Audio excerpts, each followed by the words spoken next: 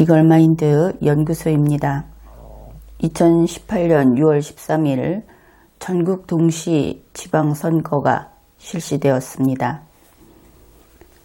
지방선거라고 하는 것은 전국 각 지방의 주민들이 주민대표를 선출하는 그런 선거입니다. 이번에 교육감 선거 그리고 국회의원 보궐선거도 함께 실시되었습니다. 여러분이 개표 방송을 보았을 텐데 그 방송 화면이 전부 파란색이었죠. 민주당이 아주 파워가 대단한 것처럼 보입니다. 그들이 선거운동을 하면서 염색을 하겠다고 해놓고 염색을 하지 않고 파란색 스프레이만 뿌렸다. 그렇게 거짓 쇼를 했다. 이렇게 뉴스에 보도가 되었습니다. 그런데 스프레이만 뿌려도 그 정도인 것을 보면 염색을 했더라면 큰일 날 뻔했죠.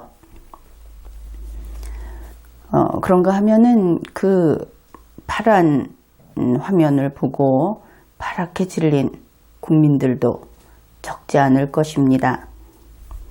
그러나 그렇게 아주 좋아하거나 아주 낙담하거나 그럴 일은 아닙니다. 이번이 지방선거라고 하는 것은 각 지방단체의 일꾼을 뽑는 선거에 불과하고 별것 아닙니다.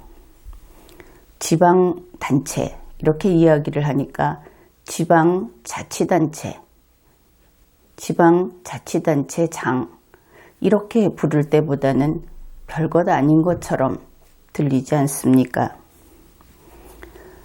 국회의원은 지방의회 의원하고 똑같이 해당 선거구에서 선출을 합니다. 그렇기는 한데 바로 그런 선출 방법 때문에 국민들이 이 두 개의 그 공직 이것을 혼동할 수가 있습니다. 물론 다르다는 것은 알고 있지만 그렇게 많이 다르다고 인식은 하지 못하고 있을 수도 있습니다. 국회의원은 전 국민의 일꾼입니다. 그러나 지방의회 의원은 자기들 동네의 일꾼에 불과합니다. 그리고 지방자치단체의 장, 도지사라든지 시장이라든지 이러면 그 자리가 대단한 것 같죠. 그러나 그들이 그 국가사무하고 지방자치사무를 같이 수행하도록 그렇게 되어 있는데 이렇게 선출해서 뽑히는 부분은 지방자치사무에 대해서만 주민들이 위임을 한 것이다. 그렇게 보면 될 것입니다. 나머지는 국가공무원으로서 그 법률에 정해진 대로 일을 할 따름입니다. 그래서 주민의 단합된 의사가 있다고 하더라도 법률을 거부할 수 없고 위반할 수 없는 것이지요. 이런 점에서 서울시장은 서울시 전체를 관할한다고 생각하니까 또 대단해 보이죠. 그런데 그 서울시에는 선거구가 여럿 있습니다. 그 중에 어느 한 선거구에서 선출된 국회의원하고 이 두 공무원을 비교를 하게 되면 국민이 그들에게 준 신임의 크기, 다시 말해서 헌법과 법률이 그들에게 부여한 임무의 그 무거움, 그것은 어느 정도 차이가 날 것인가? 그것은 비교가 안 될 정도로 국회의원 쪽이 큽니다. 서울시장이 생각하는 것만큼 관할하는 땅 넓이만큼 그렇게 권한이 있는 것이 아니라는 점이지요. 그런데 이번에는 묘하게도 이 전국 동시 지방선거 바로 전날 문재인 청와대 대통령이 역사적 회담이라고 칭송을 한 미북 정상회담이 개최되었습니다. 이것은 미국의 도널드 트럼프 대통령 그리고 북측의 김정은 그들이 싱가포르에서 했던 회담이죠.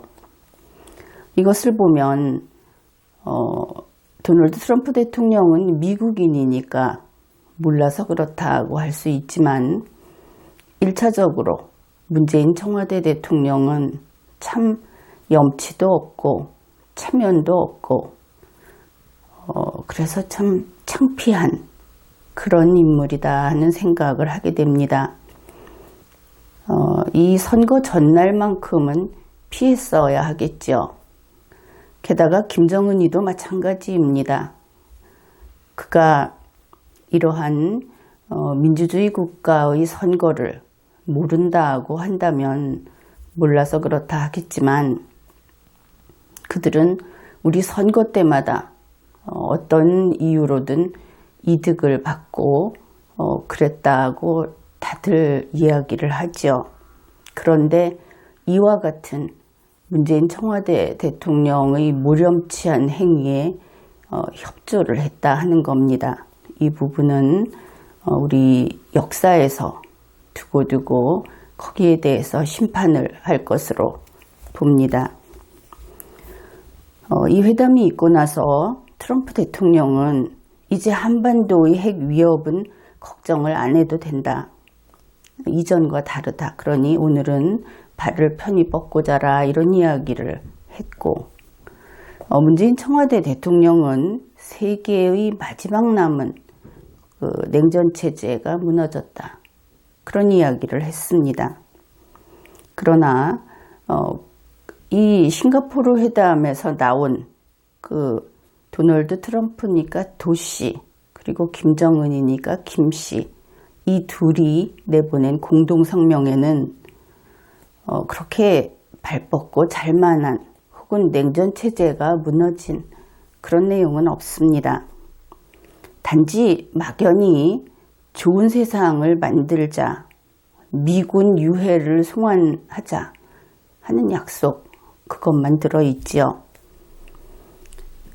그래서 이제 이 싱가포르 공동성명 그리고 이번 지방선거의 결과에 대해서 좀 더 구체적인 이야기를 해보기로 합시다. 이 지방선거라고 하는 것은 별것 아니지만 그 결과는 분석할 만한 좋은 자료입니다. 그래서 이 두 가지를 체계적으로 분석하고 종합적으로 검토함으로써 대한민국과 우리 5천만 국민이 앞으로 나아갈 바 그것을 확실히 해보기로 합시다. 먼저 트럼프 대통령과 김정은의 싱가포르 공동성명을 평가하자면 이렇게 이야기하고 있는 것을 우리가 볼 수 있습니다. 대체로 한국 언론에서는 이것이 성공한 회담이라고 합니다. 그리고 비유하자면 아주 먹음직스러운 보기 좋은 화려한 짬뽕이다. 그렇게 이야기를 하고 거기에 비해서 외신은 또 대체로 이것은 못 먹을 음식이다. 그래서 먹을 수도 없는 홍합을 잔뜩 올려놓은 그런 짬뽕이다. 그런 이야기를 합니다. 이 짬뽕이라고 했을 때 그 위에 수북히 담긴 그 홍합 이것은 알맹이가 없고 빈 껍질이라는 것이죠. 그것이 빈 껍질이다 하는 것이 밝혀지는 것은 시간 문제라고 하겠습니다. 여기에서 중요한 점은 이렇게 먹음직스럽게 우리 입장에서 수북히 담긴 그 홍합 이것이 한국 선거에 영향을 줬다 하는 부분입니다. 이것은 명백한 선거 개입입니다. 문재인 청와대 대통령 그리고 거기에 가세한 도널드 트럼프 미국 대통령, 중국의 시진핑 주석 그리고 김정은, 이들이 대한민국의 선거를 엉망으로 만들어 버린 것이지요. 그리고 이번 이 싱가포르 공동성명, 이것을 통해서 그 공동성명이 나오기까지 회담도 우여곡절이 있긴 했는데, 그 과정을 보면서 세계는 각 지도자들의 그 노출된 역량, 그것을 파악할 수 있게 되었습니다. 이 지도자의 역량이라고 하는 것, 그 지도자가 얼마나 큰 지도자인가, 능력이 있는 지도자인가 하는 것을 판단하는 기준은 그가 매번 어떤 협상을 한다든지 상대방과 싸운다든지 해서 이긴 횟수로 판단하지 않습니다. 그것은 그 지도자가 얼마나 높은 가치를 추구하는가, 얼마나 더 많은 사람들을 함께 공존의 세계로 이끌어 가는가 하는 그런 것으로 판단을 하게 됩니다. 이번 회담에서 꽤 여러 명이 여기에 관련되어 있는데, 우선 그들을 특징별로 나누어 보면 한 3가지로 분류할 수 있습니다. 먼저 누군가의 유명인의 승계자다. 그런데 본인은 승계자이기는 한데 삼류 승계자, 그것을 자처하는 사람들이 있습니다. 그것이 바로 미국의 도널드 트럼프 대통령과 중국의 시진핑 주석이지요. 트럼프 대통령은 미국의 예전 대통령인 레이건 대통령을 어떤 행동 모델로 삼고 있고 그를 승계하겠다고 합니다. 그렇게 알려져 있고, 시진핑 주석은 마오쩌둥, 모택동을 자기가 승계하겠다 그 이야기를 하는 것으로 나타나 있습니다. 그래서 이들은 삼류 승계자라고 볼 수 있습니다. 그 다음으로 누군가를 상속한 사람, 그래서 삼류 상속자, 이런 사람들도 있습니다. 그것은 싱가포르 총리인 리셴룽, 그는 중국인 리콴유의 아들입니다. 그래서 이광요라고 알려져 있는 그의 삼류 상속자가 될 것이고, 김정은은 친소련 세력인 김일성의 손자입니다. 그래서 그는 김일성의 삼류 상속자가 되겠습니다. 그 다음으로 독특하게도 문재인 청와대 대통령은 홀로 하나의 분류에 들어갑니다. 그는 추대된 자, 그래서 추대된 삼류 교황 또는 추대된 삼류 가톨릭으로 쳤을 때 그 신부, 이렇게 분류를 할 수 있습니다. 그래서 이 3개의 분류, 그 공통점은 삼류다 하는 것이지요. 결국 삼류 짬뽕 시대다, 그렇게 할 수 있는 것입니다. 이번에는 이번 지방선거의 결과를 살펴봅시다. 어느 동네에 유일한 중국집이 있습니다. 중국집 이름이 유일한 중국집. 실제로 그 동네에는 또 중국집이 이 집밖에 없다고 하죠. 그런데 소문이 났습니다. 유일한 중국집의 짜장면이 맛이 없다, 이렇게 소문이 나고 그것을 그 동네 사람이 거의 다 알게 되었습니다. 소문을 인정하는지 안 하는지와 관계없이 소문은 다 알려진 것이지요. 이 어느 동네에 여러분이 살고 있다면, 거기에서 근무하고 있다면 여러분은 점심때 어떻게 하겠습니까? 점심은 먹어야 하니까 이 동네 사람들은 하는 수 없이 유일한 중국집으로 갑니다. 그런데 이 유일한 중국집에는 식사로, 그러니까 밥으로, 끼니를 때우는 그 밥으로 먹을 수 있는 메뉴가 두 가지가 있습니다. 하나는 짜장면이고 하나는 짬뽕입니다. 그 유일한 중국집에 간 사람들은 할 수 없이 갔다고 했죠. 그러면 이들이 거기에 가서 무엇을 먹을 것인가? 짜장면은 맛이 없다고 소문이 났다고 했습니다. 그러니까 이들은 짬뽕을 먹게 되겠죠. 그런데 어떻습니까? 이런 경우에 짬뽕을 선택했다고 이야기할 수 있겠습니까? 그렇지 않겠죠. 그냥 먹는 겁니다. 짜장면이 맛이 없다고 소문이 났고 밥은 먹어야 하겠고 메뉴는 둘밖에 없고 게다가 식당도 그 집밖에 없고 그래서 짬뽕을 먹는 것이지요. 그런데 이 상황을 언론에서 보도할 때는 이렇게 이야기를 합니다. 그 동네 사람들은 모두 짬뽕을 선택했다. 사실과는 일치하지 않죠.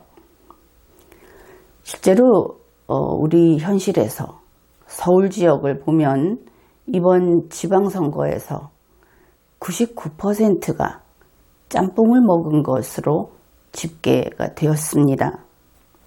그러면 서울 지역 사람들의 99%가 짬뽕을 좋아하고 짜장면이 아닌 짬뽕을 선택했다.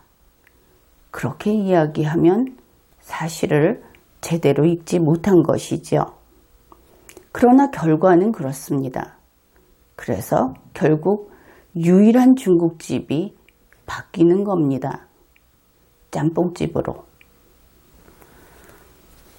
이번 지방선거에서 안철수 후보자의 경우는 바로 이러한 그 상황을 참 잘 보여주는 그런 사례라고 하겠습니다.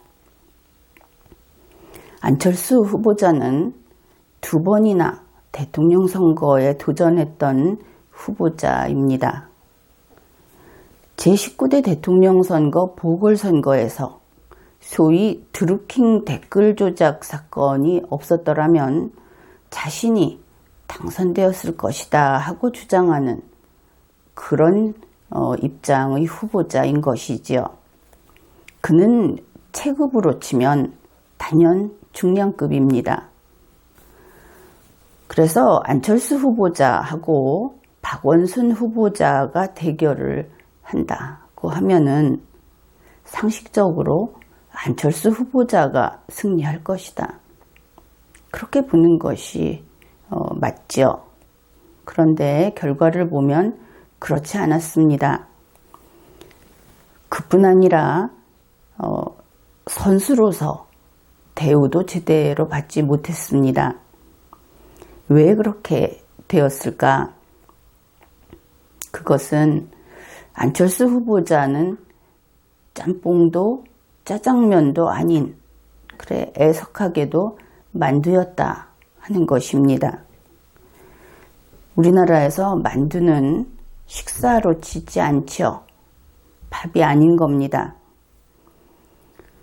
사실 안철수 씨하고 유승민 씨, 그들은 정말 새로운 식사 메뉴를 만들려고 하기는 했습니다.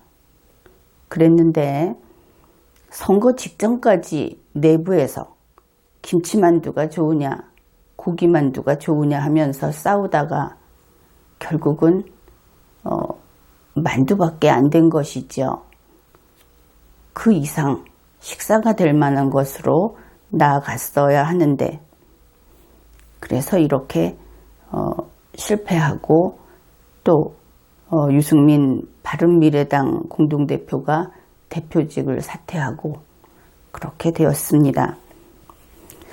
그러면은 이 안철수 후보자의 경우 이번 이 서울 지방선거에서 실제 대결은 어떻게 되었는가?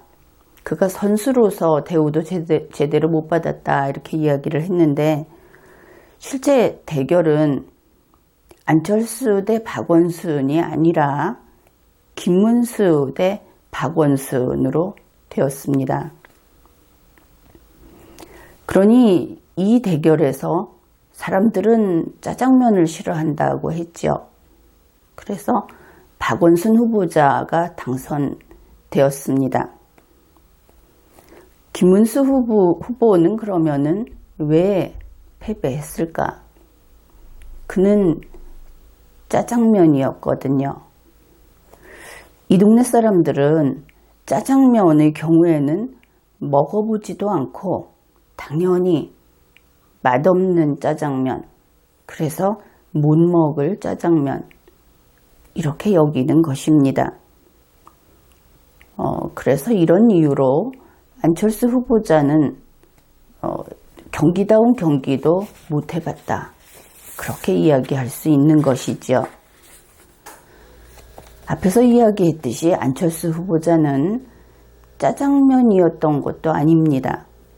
게다가 과거 박원순 후보자가 짬뽕을 만드는 것을 도와준 적도 있는 좋은 사람이 있죠. 게다가 정치적인 체급도 박원순 후보자보다 상위에 있는 그런 후보자입니다. 그렇지만 실제로는 박원순 후보자의 상대로도 여겨지지 않고 심지어 김문수 후보자보다도 낮게 평가되었다. 그것은 다름 아닌 안철수 후보자가 짬뽕도 짜장면도 아닌, 즉 식사가 아닌 만두였기 때문이다. 그렇게 판단을 할 수 있습니다. 김문수 후보자의 사례도 좀 살펴보기로 하죠. 김문수 후보자는 정말 유일한 중국집의 짜장면은 맛이 없다고 했던 바로 그 소문이 나게 된 근원에 해당된다. 그렇게 이야기할 수 있습니다. 사람들이 바로 김문수 후보자 같은 과거의 그 짜장면을 먹고 맛없다고 했던 것이지요. 이런 면에서 김문수 후보자를 짜장면이라고 한다면 이것만큼은 사람들이 먹어본 짜장면이다. 그렇게 이야기는 할 수 있겠습니다. 그런데 사람들이 먹어보고 맛없다고 하는 것까지는 괜찮은데 그 이후에는 그저 짜장면이기만 하면은 먹어본 적도 없고 먹으려고 하지 않으면서 돌을 던지고 있다. 그러한 것을 우리가 보고 있습니다. 김문수 후보자는 또 선거운동을 하는데 아주 유효한 선거운동을 하지 못했죠. 그는 예를 들어서 짬뽕에서 머리카락이 나왔다고 합시다. 그럴 경우에 짬뽕에서 머리카락이 나왔다. 그 이야기를 하면 효과적이었을 겁니다. 그런데 그는 그렇게 이야기하지 않고 짬뽕이 빨갛다고 했습니다. 이것은 짬뽕의 특징을 강조했을 뿐이죠. 과거 같으면 짬뽕이 빨갛다고 하면은 그 빨간색을 숨기려고 노력을 했을 겁니다. 그러나 지금은 그렇지 않습니다. 우리는 원래 빨갛거든요. 이렇게 나옵니다. 김문수 후보자는 짬뽕에 가득 들어있는 홍합이 대부분 빈 껍질이다 하는 그런 상황에서 이 짬뽕의 홍합은 빈 껍질 뿐이다. 이렇게 이야기하지 않았습니다. 그는 이 짬뽕은 맵다, 건강에 해롭다, 이렇게 이야기를 한 것이죠. 그러면 상대방은 어떻게 나오느냐? 매워도 건강에 해롭지 않다고 변명을 하는 것이 아니라 우린 원래 매운 것을 좋아해 하면서 캡사이신을 들이붓습니다. 통하지 않는 것이지요. 바로 이러한 지금은 이 짬뽕의 특성을 가리키는 그러한 공격은 통하지 않는 것이고 그렇게 해서는 득점할 수 없는 겁니다. 그래서 김문수 후보자는 짬뽕에게 패배했습니다. 이러한 현상들을 보면서 과연 그러면 사람들은 짜장면과 짬뽕을 어느 것은 맛이 있고 어느 것은 맛이 없어서 이런 식으로 하는 것인가? 적어도 그래야 하지 않을까? 그렇게 생각을 하게 될 겁니다. 짜장면의 경우를 봅시다. 이것은 분명히 과거에 맛이 없다고 확인을 했다고 합니다. 그런데 지금 이 짜장면이 개선이 정말 안 된 과거 그대로인지 그것은 확인하지 않은 것으로 보입니다. 따라서 그 맛은 모르는 상태인 것이지요. 그러면서 맛없다고 단언을 합니다. 짬뽕의 경우는 어떨까? 홍합이 가득 들어있는 그 모양은 그럴듯한 그러한 짬뽕입니다. 여기에 바로 미국의 도널드 트럼프 대통령이 기여한 것이지요.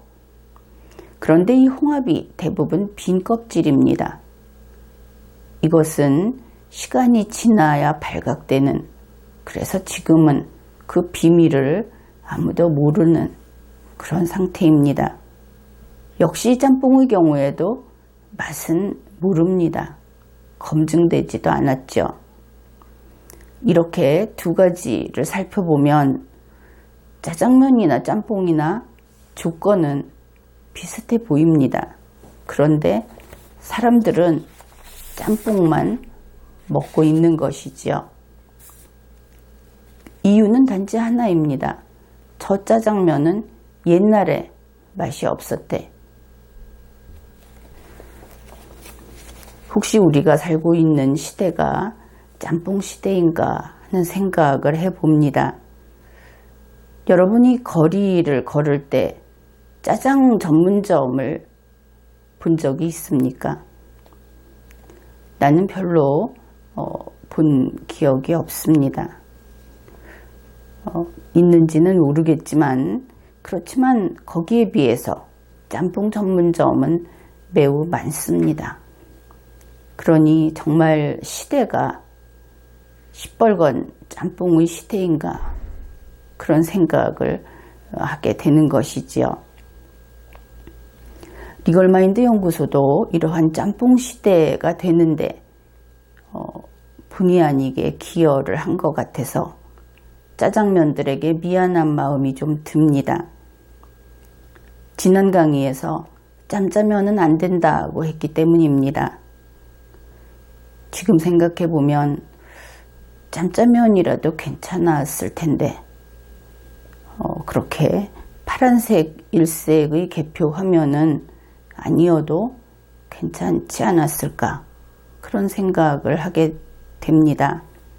어떻든 완벽하게 지금으로서는 짬뽕으로 넘어간 대한민국이다. 그렇게 이야기할 수 있겠죠. 이제 현상을 그저 강 건너 불 보듯이 살펴볼 것만이 아니라 이것은 바로 우리의 일, 우리 대한민국의 일이기 때문에 이런 식으로 먹어보지도 않고 짜장면은 싫다고 하는 현상, 이것은 문제가 아닌가. 그렇겠죠. 이런 현상은 재미로 혹은 좀 그런 식으로 나 하고 싶은 대로 하지 뭐 이런 정도의 문제가 아니라 민주주의가 붕괴되는 조짐, 또 민주주의의 붕괴가 이미 시작된 그런 현상, 그런 것이라고 이야기할 수 있어서 이것은 중요한 문제입니다. 게다가 먹어보지도 않고 싫다고 하는 것보다 우리는 그 증세가 더 중증이라는 것을 보여주는데 그것이 바로 교육감 선거입니다. 교육감 선거는 우리들의 자녀, 우리들의 다음 세대의 인생이 어떻게 될 것인가, 그들이 얼마나 더 진보할 수 있을 것인가, 또 거기에 따라서 우리 대한민국의 미래가 어떻게 열려 나갈 것인가 하는 것을 좌우하는 매우 중요한 선거입니다. 그런데 국민 여러분 알고 있다시피 현재의 교육정책 그리고 거기에 따르는 이 좌파교육부의 같이 공범이라고 할 수 있는 현재의 교육감들, 그들의 실패는 헤아리다가 지칠 정도로 너무나 많습니다. 교육정책의 실패, 그 정책이 우왕좌왕하고 오늘 이야기했다가 내일 번복하고, 그리고 이제는 하도 그렇게 하다 보니까 어디로 갈 것인지 하는 목표, 그 목표를 가리키는 이정표조차도 잡지 못하고 있는 그런 상황입니다. 다시 말해서 현재의 이 교육감들은 지금이라도 맛이 없다 하는 것이 확인된 짜장면입니다. 그들이 설령 파란색이라고 하더라도 분명 파란색 짜장면인 것이죠. 그런데 그런 사람들이 당선되었습니다. 결국 이 파란색 짜장면을 보고 짜장면은 무조건 싫어 하는 사람들이 그들을 짬뽕이다, 이렇게 이야기를 한 것입니다. 교육감 선거는 먹어보고도 이러는 것이죠. 결국 먹어보고도 이렇게 한다면 그러면 이것은 우리 국민이 망가진 것이다. 즉 이번 선거를 한 주민들이 망가진 것이다, 그렇게 이야기할 수 있을 겁니다. 이런 식으로 망가져 있는 것, 그것을 이중사고라고 합니다. 우리 국민은 이중사고, 즉 더블 띵크라고 하는 상태에 있다, 그렇게 이야기할 수 있는 것이죠. 원래 유권자는 두 개의 부류로 나눌 수 있습니다. 아주 큰 대다수를 차지하는 집단이 투표자입니다. 그리고 소수가 지지자가 되는 것이죠.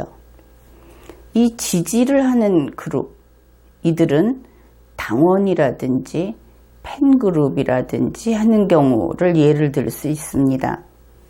당원은 자기 당의 후보자를 지지하겠지요. 팬그룹은 자기가 좋아하는 후보, 달리 말하면 그에게는 스타일 테니까 그를 지지할 겁니다. 이 국민주권주의 국가에서 이 지지자의 경우는 다소 변형된 형태입니다. 바람직하지는 않습니다. 그래서 절대다수가 투표자라는 것이 바로 이 시스템을 건전하게 유지할 수 있게 해주는 것이고, 투표자가 많을수록 그럴수록 건실한 민주주의라고 할 수 있습니다. 투표자는 어떤가? 그는 나와 있는 후보자 중에 어느 한 명에게 투표를 합니다. 그리고 나서 중요한 것은 투표한 후에 지지하지 않는다 하는 것입니다. 바로 이것이 공정성을 담보하게 되겠죠. 그리고 나서 선거가 끝난 다음에 그 투표가 끝나고 나서 당선자가 결정이 될 겁니다. 그러면 투표자는 그 지위가 바뀌게 됩니다. 당선자가 정해진 뒤에는 감시자, 감독자로 바뀌는 것입니다. 이제는 투표자가 아닌 것이죠. 이 투표자는 한 번도 지지자인 적이 없습니다. 그러면 누구를 감시 감독하는가? 바로 선출된 자, 그리고 강한 자, 그들을 감시합니다. 선출된 자, 예를 들면 대통령, 국회의원, 지방의회 의원, 이런 또 교육감, 이런 사람들이 될 것이고, 강한 자라고 하는 것은 원래는 이렇게 되면 안 되지만 대통령을 배출한 정당에서 아주 어깨에 힘이 들어가서 힘을 쓰지요. 소위 여당이라고 하는. 그래서 그들은 감시 감독을 받아야 하는 겁니다. 그래서 이러한 투표자, 절대다수의 투표자의 존재, 이것이 민주주의를 수호하고 헌법을 수호하는 것이지요. 언론의 작용도 여기에 속합니다.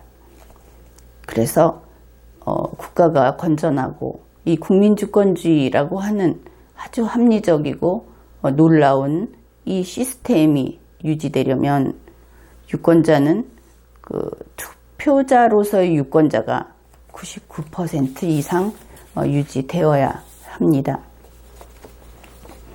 그런데 대한민국의 정치인들은 지지자를 키웁니다. 그리고 이 지지자들 중에는 돈을 받고 지지하는 경우도 있습니다. 대한민국의 언론은 정부의 선전을 하거나 강자를 비호하고 나서는 경우가 있습니다. 오히려 약자를 감시하고 공격하는 경우도 적지 않게 볼 수 있습니다. 이것은 대단히 잘못된 일입니다.